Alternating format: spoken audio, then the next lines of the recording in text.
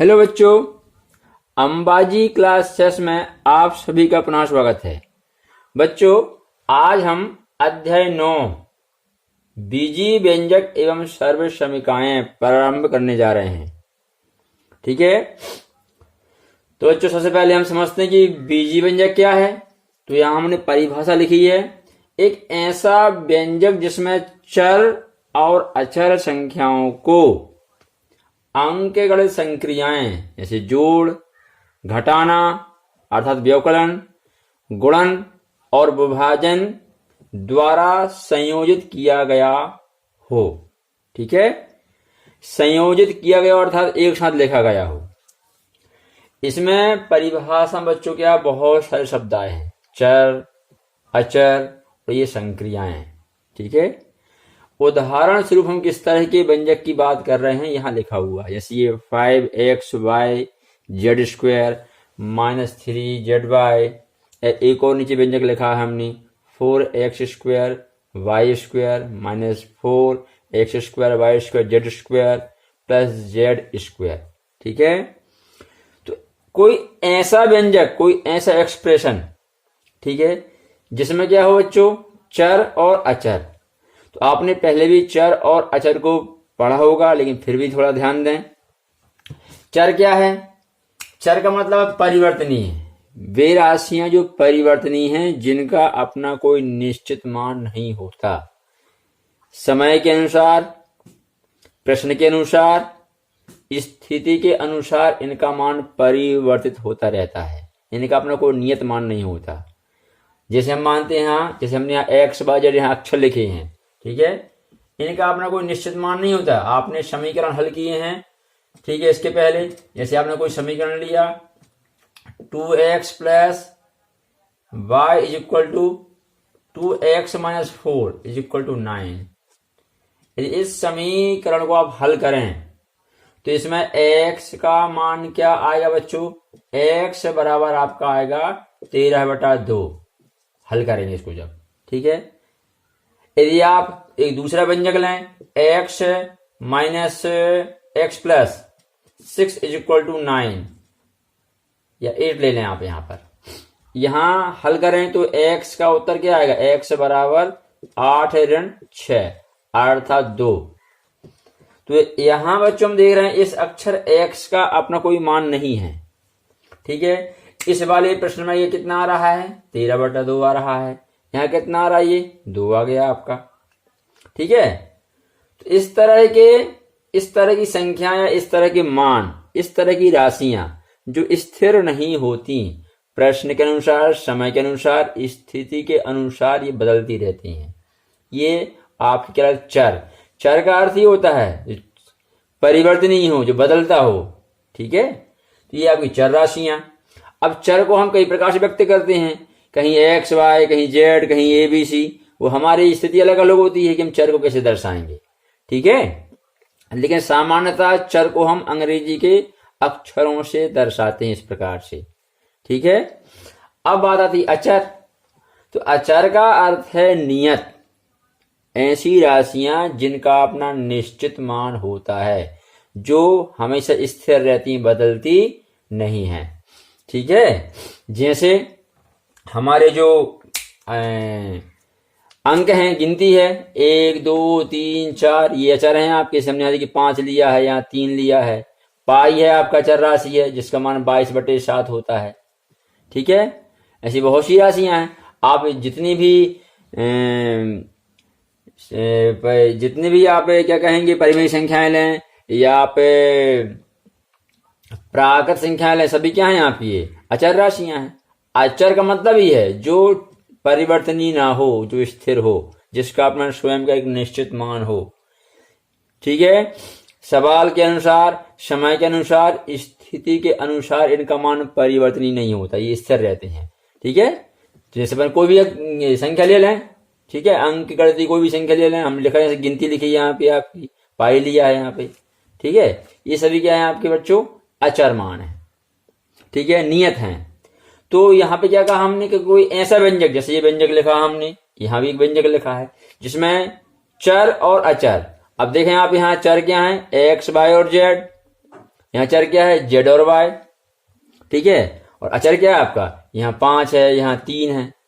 तो चर और अचर, ये चर और ये अचर, इनको एक साथ अंक गणितीय संक्रियाएं, अंक गणितीय संक्रियाएं कौन कौन सी होती हैं, जोड़ है, योग करना, घटाना, गुणा करना या विभाजन, ये अंक गणितीय संक्रियाएं कहलाती हैं, ठीक है। इनके साथ, इन संक्रियाओं के साथ संयोजित किया गया हो, संयोजित किया गया हो माने एक साथ लिखा गया हो, ठीक है बच्चों।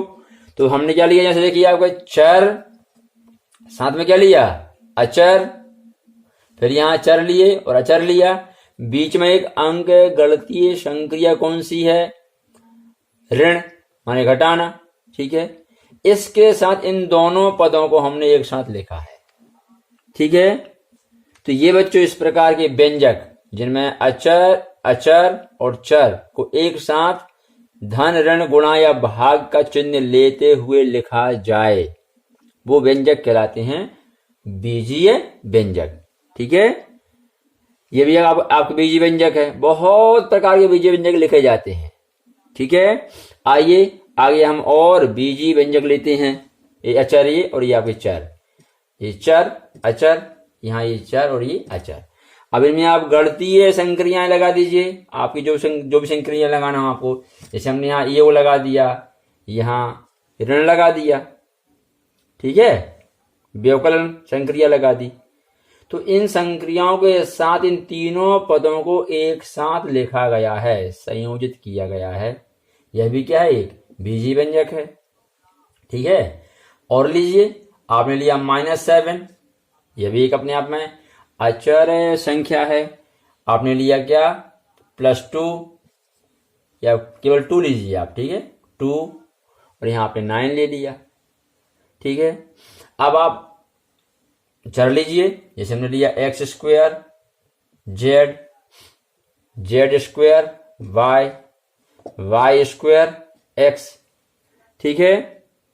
इनमें आप जो संक्रियाएं लगाना वो संक्रिया लगा दीजिए आप, जैसे हमने क्या किया बच्चों, धन लगा दिया, या यहां हम ऋण लेते हैं अपनी बार, ठीक है, ऋण ले लिया, यहां भी ऋण ले लिया हमने। तो 3 पद लिए बच्चों हमने, पद कैसे बने हैं, चर और अचर को एक साथ लेते हुए, चर और अचर को एक साथ लेते हुए। फिर इन पदों में हमने क्या कर दिया, अंक गणितीय संक्रिया ऋण का प्रयोग करते हुए इनको इकट्ठा एक साथ ले लिया, तो यह बन गया बीजीय व्यंजक आपका। अब बच्चों यहाँ बीजीय व्यंजक तो आप समझ गए, ठीक है। बीजीय व्यंजक के कई प्रकार होते बच्चों, जैसे पद के हिसाब से इनको हम विभाजित कर लें, या फिर इनको घात के अनुसार रेखीय व्यंजक, ठीक है, द्विघाती व्यंजक, त्रिघाती व्यंजक, ऐसे अनेक व्यंजक बनते बच्चों, ठीक है। तो आज हम इन सभी के प्रकार पढ़ेंगे, ठीक है, और इन्हीं से संबंधित प्रश्नांगी हल करेंगे। देखिए बच्चों आगे, हाँ बच्चों, हमने पाठ्य पुस्तक के पेज नंबर 146 पर कुछ क्वेश्चन दिए हैं, उनको लिया है। उसमें से क्वेश्चन है आपका ये, क्वेश्चन नंबर 1, एक चर वाले और 2 चर वाले व्यंजकों के 5 उदाहरण दीजिए। बच्चों हम ये उदाहरण क्यों ले रहे हैं, जब आप प्रारंभिक सभी व्यंजक के बारे में, व्यंजक से जुड़ी सभी बातों को समझ लेंगे, तो आपको प्रश्नावली के प्रश्न हल करने में सुविधा होगी, आसानी हो जाएगी, ठीक है। तो हम पहले क्या है, बीजीय व्यंजक से जुड़े हुए जितने पद हैं उन सभी को समझ लें पहले अच्छे से। जैसे यहां दिया है क्या जितने 5 उदाहरण देना है हमको, एक चर वाले और 2 चर वाले। चर आप कुछ भी लिख सकते हैं जो आपको लेना हो। तो जैसे हमने क्या है, पहले हम एक चर वाले व्यंजक लेते हैं। जैसे हमने लिया कोई व्यंजक, मान लीजिए आपका 6y, ठीक है, इसमें y आपका चर है, 6 क्या बच्चों आपका अचर है। अब हमको एक ही चर लेना है, ठीक है। इसमें पद के लिए नहीं कहा कि आप पद कितने उपयोग करेंगे, आप पद इससे भी ज्यादा कर सकते हैं। जैसे आपने 6y ले लिया, अब इसके साथ आप धन 1 ले लें, 2 पद वाला हो जाएगा, लेकिन चर एक ही रहेगा, ठीक है। आप केवल क्या है, -3x ले लें, ठीक है, ये आपकी अचर राशि और ये आपकी चर राशि। यहां भी केवल एक ही चर है, ठीक है, आप आगे ले लें। मान लीजिए आपने लिया क्या, केवल एक चर हमें उपयोग करना है, केवल एक ही कोई एक्स वाई या जेड जो भी आप लेना चाहें। आपने लिया क्या 6p -9, यह भी हो जाएगा आपको, देखिए। ठीक है, यहां p क्या है आपका चर, अकेला एक ही है, ये आपके चर हो जाएंगे। ठीक है, आगे बढ़िए आप, आगे आप ले सकते हैं x -9, x -7 आपका, ये भी हो जाएगा। ठीक है, आगे लीजिए, और नंबर 5 है आपका, हमने ले लिया क्या q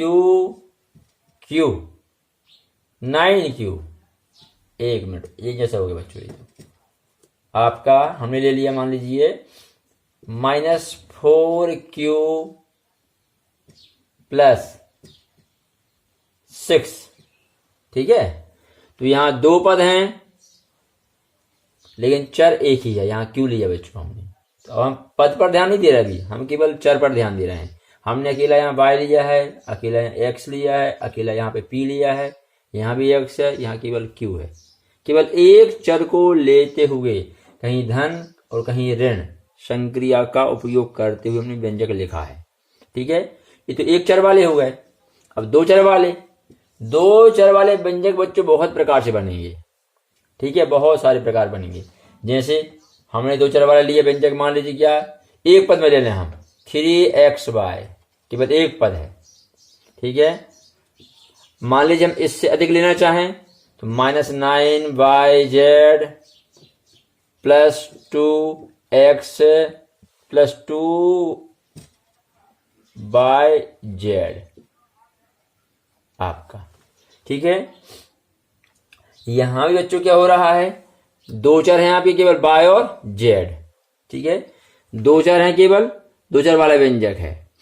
अब आप चाहें तो इनमें घात भी ले सकते हैं। ठीक है, यहां घात के लिए भी नहीं कहा बच्चों, जैसे यहाँ एक चर वाले व्यंजक में आप चाहते तो केवल यहाँ x² लगा देते, कोई दिक्कत नहीं है। यहाँ आप pq लगा दीजिए तो भी दिक्कत नहीं है, क्योंकि हमें केवल चर पर चलना है, एक चर और दो चर।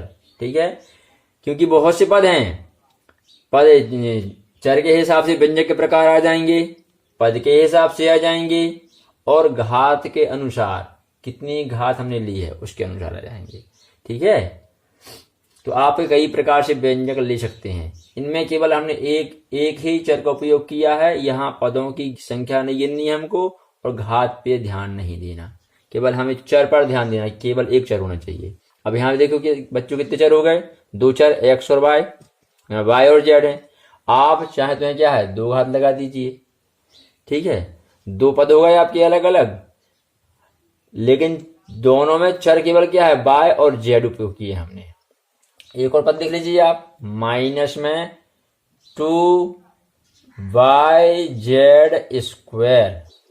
ठीक है, तो बच्चों पद यहाँ तीन है, 1 2 और 3, और हमने जो पद लिया उनमें चर केवल y और z का प्रयोग किया है। ठीक है, कहीं हमने एक एक घात लगाई है, कहीं हमने चर के ऊपर 2 और 1 घात लगाई है।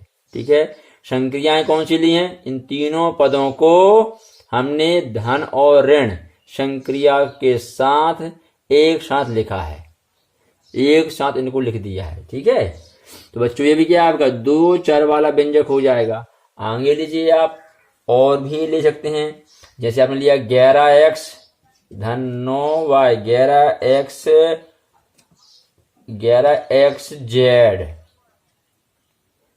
ऋण 9y नहीं ले सकते बच्चों, में लेक्चर हो जाएगा 9x² आप। ठीक है, इस प्रकार से ये आपको दो पद वाला व्यंजक, केवल दो चर हैं इसमें x और z।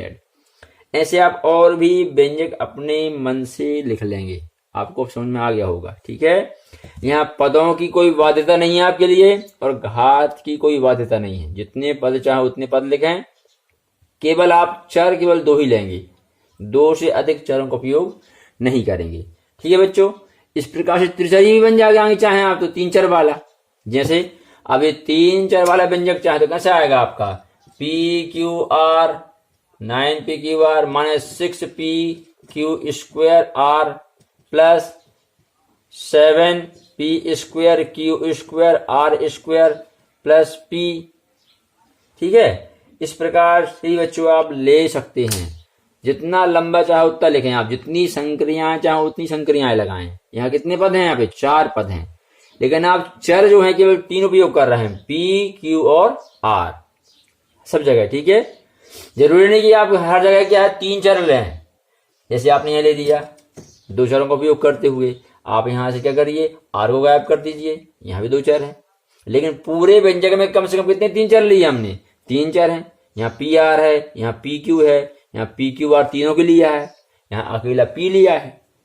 ठीक है, तो यहाँ अधिकतम 3 चरों का प्रयोग करते हुए हमने व्यंजक लिखा है, त्रिचरीय हो जाएगा। ठीक है, पद कितने हो जाएंगे? 1 2 3 और 4 पद हो जाएंगे।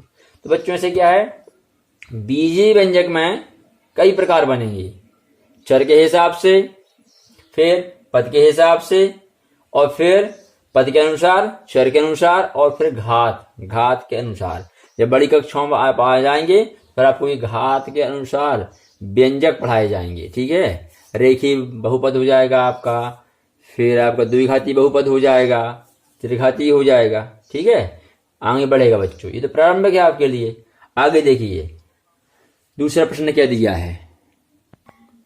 हाँ बच्चों, अब हमारे लिए प्रश्न तो क्या है कि संख्या रेखा पर निम्न व्यंजकों को दिखाइए। x है, x-4 है, 2x+1 है, 3x-2 है।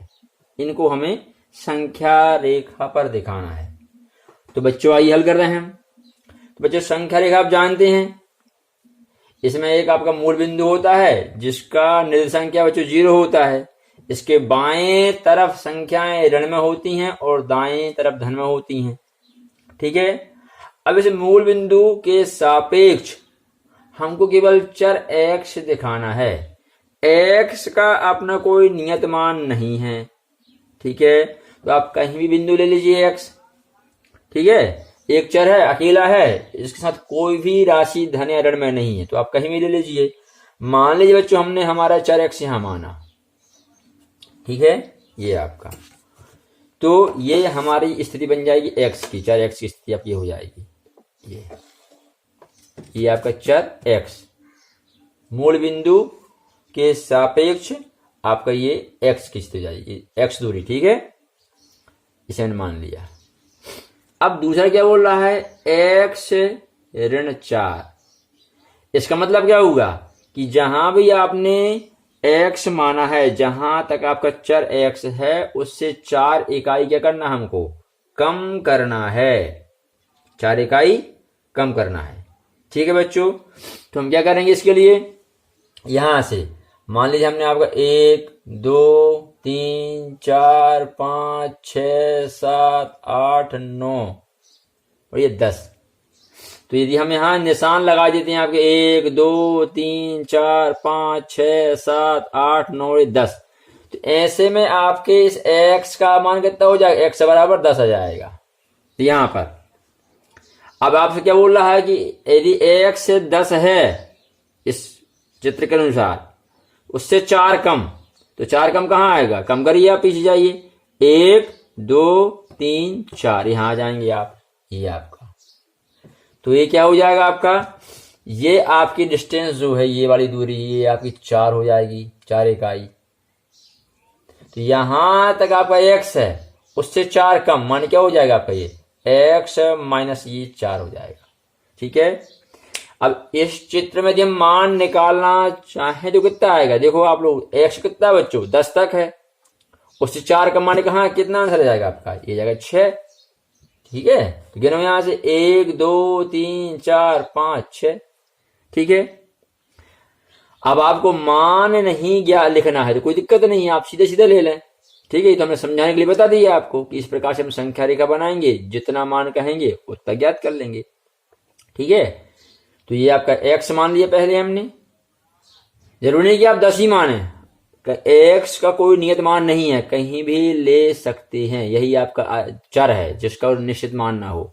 हम यहाँ 12 ले लें, 15 ले लें, आपकी मर्जी है। ठीक है, जितने दूर चाहे उतना दूर ले लें आप। आप चाहे तो क्या करेंगे, आप यहाँ पे आप और बीच में निशान ले लें। ये तो समझ में आपको आ गया। देखिए आगे हम क्या कहना चाहते हैं। मान लीजिए हमने क्या किया, यहाँ पे हमने और पास पास लिया, तो ये आपके 1 2 3 4 5 6 7 8 9 10, ठीक है, आपके 11 12 13 14 15 16 ये आ जाए। फिर यहाँ से 1 2 3 4 5 6 7 8 9 10, ये आपका 11 12 13 14 15 16 17 18 19। यहाँ पर x बराबर क्या हो जाएगा बच्चों, आपका 19 हो जाएगा।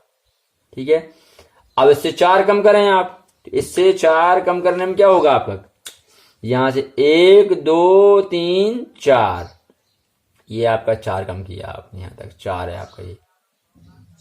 ठीक है, तो बच्चों देखिए चर यही है, हम यहाँ x को कहीं भी लेने के लिए स्वतंत्र हैं, इसका कोई नियतमान नहीं है, जहां चाहे वहां ले लें, इसकी कोई निश्चित स्थिति नहीं है। लेकिन x जो भी होगा उसके अनुसार फिर x -4 का मान आएगा। तो यहां पे आप 4 कम करें तो कहां पहुंच जाएंगे आप, 1 2 3 4 यहां आ जाएंगे आप। ठीक है, ये यहां ये आ गए, तो ये कितना हो जाएगा आपका, ये हो जाएगा x -4। ठीक है, अब x का मान कितना बच्चों 19 है, 19 में से 4 घटाइए, 19 में से 4 गए कितने आएंगे बच्चों आपके, 15 आएंगे। तो गिन लीजिए आप यहां से 1 2 3 4 5 6 7 8 9 10 11 12 13 14 और ये 15, ये आपके 15 हो जाएगा।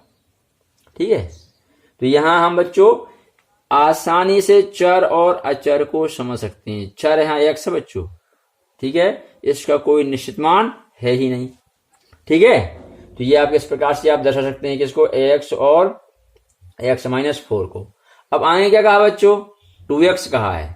ठीक है, तो 2x का मतलब क्या होगा, जहां भी x है उसका आपको दोगुना करना है। ठीक है, तो x का दोगुना हमको कैसे मिलेगा, यदि यहां से यहां तक x है तो इतना ही और चाहिए हमको, तब क्या होगा बच्चों 2x होगा। तो हम इतनी ही दूरी पर, सामने यहां पर इतनी ही दूरी पर जितना ये है आपका दोगुना है, इससे बढ़े आगे अपन। ठीक है, ये आगे बढ़ गए, तो जितना दूरी है हमारा इतनी ही दूरी पे हम क्या है एक और पॉइंट लेंगे यहाँ पे। तो ये आपका ये कितना हुआ बच्चों x है, तो इतना ही और चलेंगे हम, तो ये तुम्हारा क्या हो जाएगा बच्चों यहाँ पर 2x हो जाएगा, ये 2x। तो हम यहाँ और लिखेंगे x और आपका ये, तो ये x हो आपका और फिर इतना ही x और, तो क्या x और x 2x हो जाएगा, तो आपका ये 2x आया 2x। अब इसने कहा है +1। ठीक है, तो बच्चों आपको बता ये छोटे खंड कितने बच्चों आपके 19 है यहां तक। ठीक है, आप ऐसे 19 खंड फिर से लेंगे यहाँ पे, तो आपके कितने हो जाएंगे बच्चों पूरे 38 हो जाएंगे। 19 है और 19 हो रहे हैं तो 38 हो जाएंगे। अब यहाँ एक खंड आप आगे बढ़िए, यहाँ पे हल्का सा आगे, तो आप एक निशान आगे जाएंगे यहाँ पे आपका ये। ठीक है, ये 38 फिर आपके 39 है ना, क्या आ जाएगा आपका ये 2x यहां तक है बच्चों, ये 2x आपका ये, और इससे एक ज्यादा तो 2x +1 मान एक अधिक करना है। ठीक है, 2x +1 आपका। तो इस प्रकार से बच्चों यहां पे ये आपका हो जाएगा। 1 मिनट जरा आइए फिर से बनाए हम। देखिए बच्चों ये आपकी संख्या रेखा, ठीक है, इसमें आपका ये मूल बिंदु O, इससे आपने किसी भी दूरी पर क्या लिया, चर x ले लिया, किसी भी दूरी पर ले लिया आपने चर x, क्योंकि ये चर है आपका, इसका कोई नियत मान तो है नहीं। ठीक, अब उसका दोगुना, तो जितना ये डिस्टेंस है आप इतना ही डिस्टेंस और लें आप।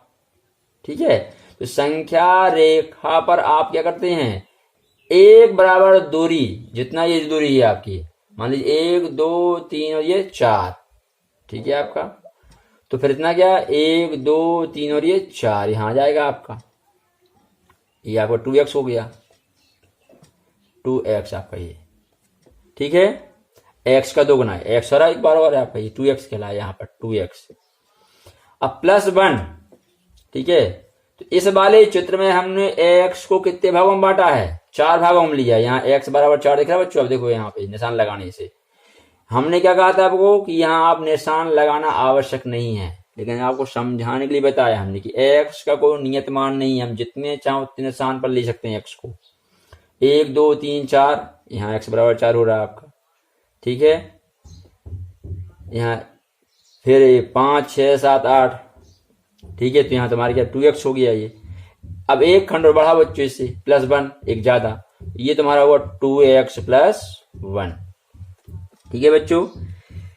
इस प्रकार से यदि बच्चों हम लिख देते हैं ना तो ये समीकरण बन जाता है, ठीक है। तो इसलिए हम क्या करेंगे, यहाँ पे हमारा सही तरीका यही है कि हम यहाँ निशान ना लगाएं, ठीक है। अनिश्चित दूरी रखें कि यहाँ x का कोई मान निश्चित है ही नहीं, ठीक है। तो आपका क्या हो जाएगा बच्चों, ये x फिर आपका ये x, तो x और x 2x, उससे थोड़ा सा ज्यादा, कितना ज्यादा बच्चों, एक खंड। तो हमने इसको मान लिया आपका 1, ये आपका 1 है इतना। तो ये यहां तक क्या हो जाएगा आपका 2x + 1, ये बिंदु, ये आपका यहाँ x है, ये आपका 2x है और उससे एक ज्यादा 2x + 1, ठीक है। तो ये जो दूरी अपन ने एक मानी है। इस प्रकार से हम संख्या रेखा पर इसे दिखाएंगे तो आपको बिंदु P हो जाएगा, ठीक है। बिंदु P जो क्या कर रहा है, 2x + 1 को दर्शा रहा है, ठीक है। आगे बढ़िए और अब क्या दिया आगे, 3x - 2। तो 3x माने क्या, जितनी ये दूरी आपकी x है इसका हम कितना करेंगे, 3 गुना। तो आगे बढ़िए फिर, ये तो आपको समझ में आ गया। आगे देखिए हम लेके चलते फिर आपका, यहां से हम इतना ही और लेंगे आपका 3x, ठीक है। तो इतना ही हमने और लिया आपका, तो ये मान लीजिए आपका फिर से x आया, ठीक है।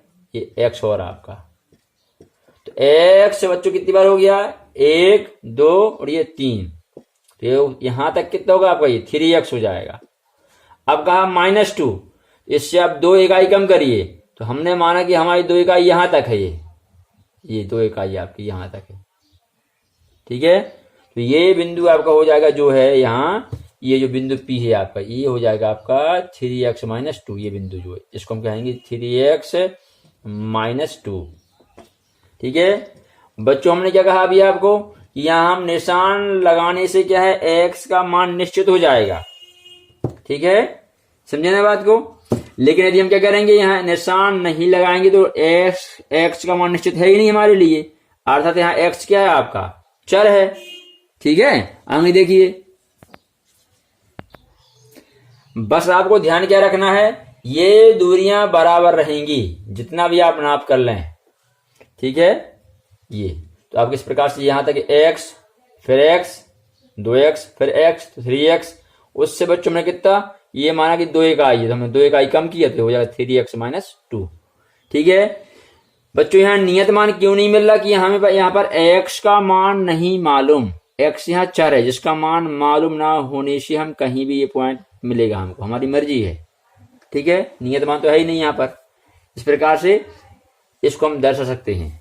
आगे देखिए बच्चों, अब बच्चों हम पद और गुणांक को समझें। पद तो वैसे आप लोग समझ चुके हैं, जैसे हमने मान लीजिए क्या किया, x + 3y - z, यह व्यंजक लिखा बच्चों। इसमें आप देखिए कितने पद हैं, संक्रियाएं कौन कौन सी, धन और ऋण। इन संक्रियाओं के साथ कितने पदों को जोड़ा गया है, 1 2 और 3, त्रिपदी हो जाएगा आपका ये, ठीक है। हमने लिया मान लीजिए 2y², तो एक पद है केवल आपका, ठीक है। हमने लिया मान लीजिए कि आपका 6xy - 4yz² bye z², 4yz² minus या प्लस, आपका ये प्लस हो गया, प्लस 2yx²। तो बच्चों इसमें कितने 3 पद हो गए, आप और बढ़ा दीजिए चाहें तो यहाँ पे, ठीक है। यहां हमने ले लिया आपका 8y² और आपका z, ठीक है। तो बच्चों क्या हो गया, ये 4 पद हो गए आपकी। तो संक्रियां लिख लीजिए आप, ठीक है। यहाँ पे संक्रियां क्या आपकी, धन ऋण और यहाँ धन है, इन 3 संक्रियाओं के साथ 4 पदों को जोड़ा गया है बच्चों, ठीक है। तो ये आपके पद हो गए, आप पद गिन लेंगे इसमें, ठीक है। अब इसके बाद क्या बच्चों, गुणांक। तो गुणांक के लिए आपको ध्यान देना है। गुणांक शब्द का मतलब क्या है? गुणा का अंक है। तो चरों के साथ गुणा में जो राशि लिखी हो वह हमारा गुणांक कहलाएगी। आप देखिए, यदि इस वाले में हम देखें, प्रथम पद क्या बच्चों आपका x है यहाँ, तो x के साथ गुणा में यहाँ क्या होगा? कुछ नहीं, तुम क्या मानेंगे बच्चों? धन 1 मानेंगे। चिन्ह सच बोलना है गुणांक को। यहाँ y के साथ गुणा में क्या है? देखिए आप, y के साथ गुणा में 3 है, बीच में कोई निशान ना हो तो हम गुणा मानते हैं। तो y के साथ गुणा में कितना बच्चों? धन 3 है आपका। यहाँ z के सामने गुणा में क्या है आपका? देखिए यहाँ आपका है 1, कुछ नहीं तो 1 मानेंगे, और सामने क्या है? ऋण, ऋण 1 आपका। यहाँ z का गुणांक ऋण 1 है, y का गुणांक धन 3 है, और यहाँ x का गुणांक भी क्या बच्चों आपका? धन 1 है। अब यहाँ y स्क्वायर का गुणांक देखिए आप लोग, y स्क्वायर का गुणांक क्या हो जाएगा? यहाँ 2 है आपका, केवल 1 ही, धन 2। ठीक है, फिर आप देखिए इस वाले क्वेश्चन में, देखिए आप इस वाले पद का गुणांक क्या है बच्चों? ये आपका पद, इसके साथ गुणा में क्या लिखा है? 2, धन 2 चिन्ह से, तो यहाँ धन 2 गुणांक है आपका। यहाँ ये पद है आपका बाय जेड स्क्वायर, चर वाला पद। इस चर वाले पद का गुणांक क्या है बच्चों? देखो यहाँ -4 है, ये -4 आपको गुणा में लिखा है। यहाँ x y का गुणांक क्या है? 6, तो यहाँ धन 6 आ जाएगा आपका। और यहाँ y स्क्वायर जेड का गुणांक बच्चों क्या है? धन का 8, तो धन 8 हो जाएगा। ठीक है, इस प्रकार से बच्चों आपके गुणांक हैं। ठीक है, अब बच्चों यहां ध्यान दीजिए, ये पद क्या समान है? ये पद समान हो ही नहीं सकते। क्यों? यहाँ वाई स्क्वायर जेड है, यहाँ एक्स वाई है, चर ही अलग अलग है इनके। ठीक है, यहां भी देखिए आप, तीनों पद अलग अलग थे। एक्स में यहाँ चर एक्स है, यहाँ वाई है, यहाँ जेड है। ठीक है, एक समान पद कब कहलाएंगे? जैसे हमने क्या कहा कि 6x square Y plus 9z plus 9x square Y minus आपका यहाँ पर 2x स्क्वायर वाई। इसे बच्चों आप देखिए गौर से, गुणांक यहाँ कुछ भी लिखा जाए, यहाँ 6 है, यहाँ 9 है, यहाँ 2 है, लेकिन पद पर गौर कीजिए, यहाँ x स्क्वायर वाई, यहाँ x स्क्वायर वाई, ये समान पद वाले हैं आपके। ठीक है, ये समान पद हैं, बस इनके क्या है बच्चों? गुणांक में अंतर है, लेकिन पद समान कहलाते हैं। ठीक है, तो बच्चों यहाँ पे क्या है, आपको ध्यान रखना है इस बात का। ठीक है, तो बच्चों अभी इस वीडियो में इतना ही। अब हम आगे प्रश्नावली 9.1 से प्रश्न हल करेंगे, तो मिलते हैं नेक्स्ट वीडियो में। ठीक है बच्चों, तब तक के लिए जय हिंद, जय भारत।